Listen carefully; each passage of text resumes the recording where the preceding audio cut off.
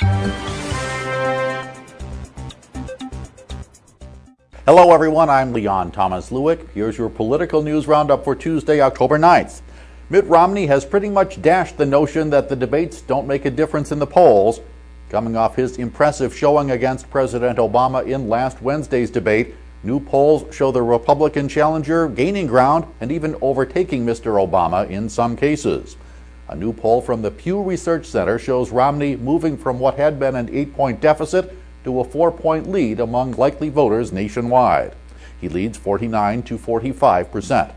A separate Gallup poll showed Romney moving into a tie with Obama after the president had held a 5-point lead heading into the debate. President Obama is in Ohio today after trying to re-energize his campaign and refill his war chest with 2 days of fundraising in California. He told a $20,000 a ticket gathering in San Francisco he's still confident about a win, and he asked contributors to intensify their efforts on his behalf. There's bad news today for the behind-the-scenes talks to reduce the U.S. budget deficit. High-ranking Senator Charles Schumer rejected the notion of restructuring the tax code that's being offered up by the bipartisan negotiators. That plan in question would lower the top tax rates and not raise taxes on the middle class.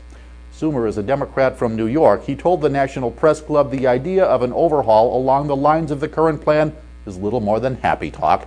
He said the notion of cutting taxes for the wealthiest people and somehow reducing the deficit sounds good, but it's simply a case where you can't have your cake and eat it too. And as expected, today's visit to Greece by German Chancellor Angela Merkel did not bring an open arms welcome from citizens. Instead, there were protests that turned violent.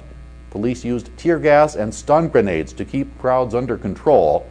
Merkel offered sympathy for Greek citizens who are faced with major cuts in government programs, pensions, and other services because of Greece's sovereign debt.